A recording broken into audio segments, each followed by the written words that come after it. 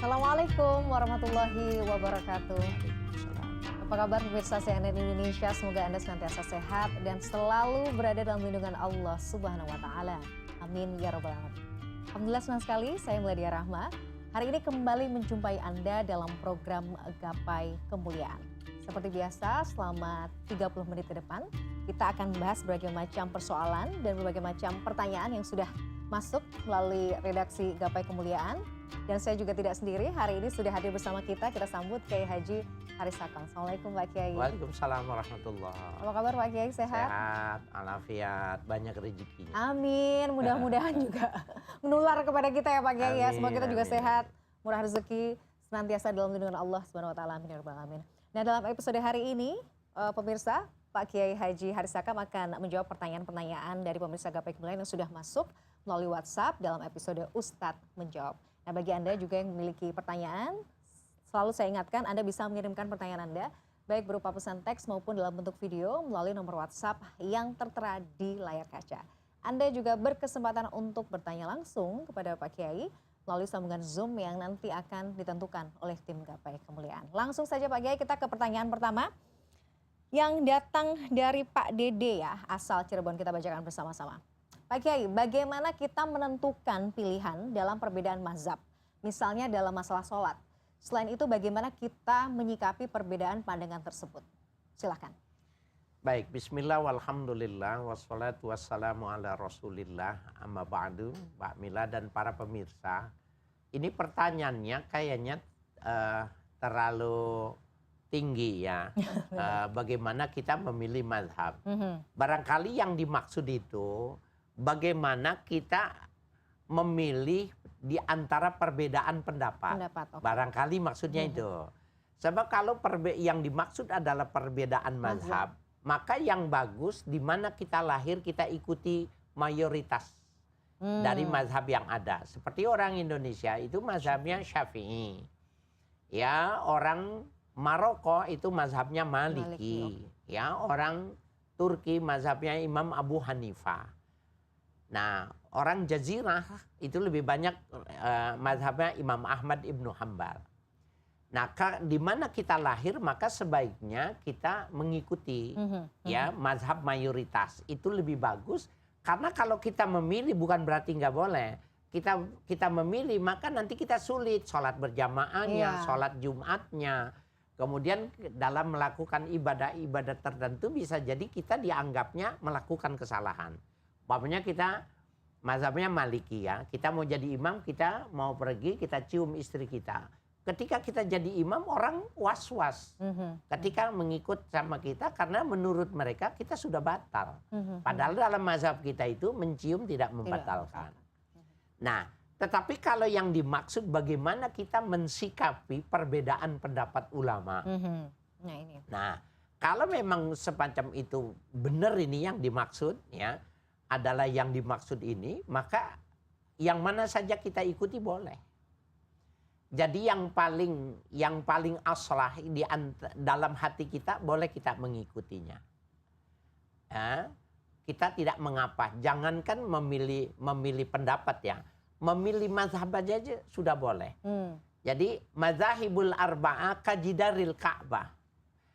Fi ayyi jihadin sallaita sahih. 4 mazhab itu seperti 4 temboknya Ka'bah. Kemana saja tembok yang kau hadapi, maka kas ibadahmu sah. Jadi yang orang timur madhab barat, orang barat madhab timur, orang utara madhab selatan, orang selatan madhab utara. Sah. Sama-sama madhab kiblat. Nah, imam mazhab itu, Imam Asy'arani mengatakan, kullu immatil mujtahidin hum yanzuruna syari'ah bi'aini syari'atil mutahharah. Imam-imam mazhab itu melihat syariat Allah itu dengan kacamata syariat yang sudah disucikan oleh Allah. Nah, kalau begitu nggak ada sedikit pun nafsu dalam pemahaman mereka. Jadi boleh sah. Begitu juga ketika perbedaan pendapat ulama.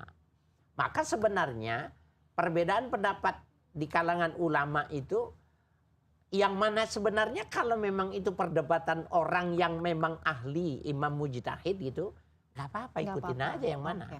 Yang mana kita suka. Tapi nggak boleh mengikuti perdebatan di medsos. Nah itu biasanya kan Karena itu belum kita melebeli kapasitasnya. misalnya ada dari mazhab tertentu begitu ya Pak Kiai. Oh nggak sama nih, artinya ini nggak sesuai nih dengan syariat begitulah. Gitu. Kadang-kadang malah justru pengikutnya yang ribut, Yang galak. yang galak ya. Malah ini yang kurang pas ya rasanya. Nggak boleh. Jadi kalau benar-benar kita mengikuti mazhab tertentu nggak ada masalah.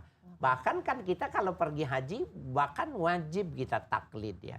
Kita orang mazhab itu laki perempuan suami istri itu batal. Bagaimana bisa dia melakukan tawaf kalau dia bersama istrinya tapi mempertahankan tidak batal.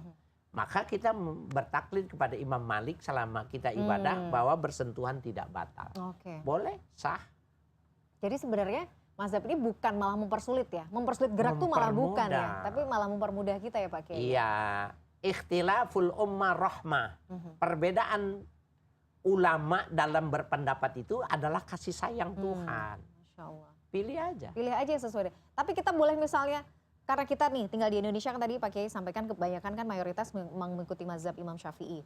Ada beberapa hal oke, kita mengikuti Imam Syafi'i. Tapi di beberapa hal yang lain kita mencomot mengikuti Imam Maliki misalnya.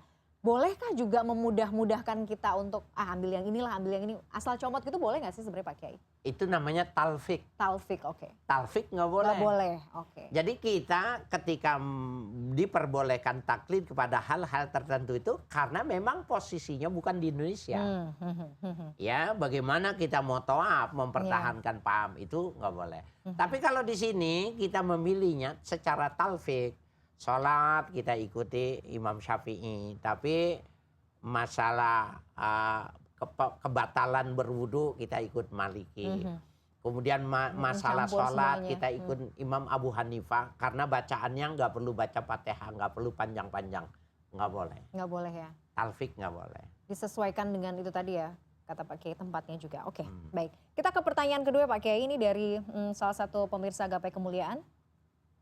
Bagaimana hukumnya seorang perempuan yang sholat Jumat? Apakah sholatnya tersebut juga bisa menggantikan sholat zuhur seperti laki-laki Pak Kiai? Ya, dalam hadis dikatakan al-Jum'atu hakun wajibun likulli muslimin.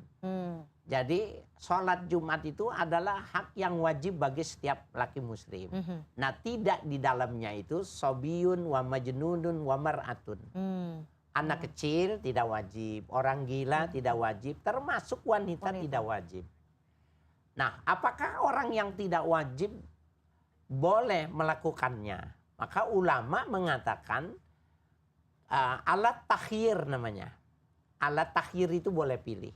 Karena orang kalau haji, orang kalau lagi umroh, semuanya sholat Jumat. Laki perempuan mereka melakukan sholat Jumat. Apakah dengan dia melakukan sholat Jumat itu sudah tidak perlu lagi melakukan sholat zuhur? Ulama yang pertama mengatakan sudah cukup. Ya, ta'dilu zuhur itu sudah sebanding dengan dia melakukan sholat zuhur. Tapi ulama yang mengatakan, ada yang mengatakan di kalangan ulama Syafi'i yang nggak boleh. Kan dia nggak wajib, wajibnya zuhur. Jadi dia boleh ikut sholat Jumat, tapi tetap sholat zuhur. Dua pendapat. Pilihannya dua pendapat. Nah kalau sudah ada dua pendapat tinggal pilih ya. Nggak usah kita bikin pendapat sendiri ya Pak Kiai. Jangan ikut pendapat yang ketiga. Jangan ikut pendapat yang ketiga, menarik. Pak Kiai, satu lagi. Nah kadang-kadang ini suka bingung Pak Kiai. Misalnya ini sudah masuk waktunya sholat Jumat. Nah kadang-kadang yang perempuan-perempuan yang mungkin memilih untuk sholat zuhur di rumah gitu ya. Ini sholat zuhurnya kapan? Menunggu selesai orang melakukan sholat Jumat atau pada saat sebenarnya sudah masuk waktu sholat Jumat kita juga nggak apa-apa melakukan sholat zuhur? Sebenarnya apalagi bagi wanita yang sudah ada tanda-tanda mau menstruasi, apabila dia sudah masuk, dia nggak perlu lagi tunggu sholat orang Jumat. Tetapi bagi orang yang tidak pada posisi sudah ada tanda-tanda mau menstruasi, memang dianjurkan mereka untuk menunggu sampai orang selesai melakukan sholat Jumat. Tapi itu bukan kewajiban, ya. Yang lebih bagus itu as-sholatu ala waktiha. Itu pedoman secara umum. Melakukan sholat itu pada waktunya. Di Jogja, saya lama 6 tahun di Jogja. Saya tinggal di daerah Sleman. Ngijon namanya. Di situ orang, ibu-ibu itu sholat Jumat. Ya, di Jogja gitu. Tidak di tempat-tempat lain. Ya nggak ada apa-apa, boleh-boleh saja. Boleh-boleh saja ya. Ya kabarnya sampai saat ini juga Masih ya. boleh. Masya Allah. Itulah keberagaman yang sebenarnya menjadi sebuah apa ya? Sebuah kekuatan ya Pak Kiai ya. Ya. Karena ya sebenarnya ada dasarnya. Nggak perlu kok gontok-gontokan. Yang ini begini, yang ini begitu gitu ya Pak Kiai. Jangan, malah rugi Malah kitanya. rugi, baik. Pak Kiai menarik sekali, masih ada beberapa pertanyaan yang harus dijawab. Tapi kita jeda dulu. Ya. Pemirsa jangan kemana-mana. Gapai Kemuliaan masih akan kembali setelah jeda yang satu ini.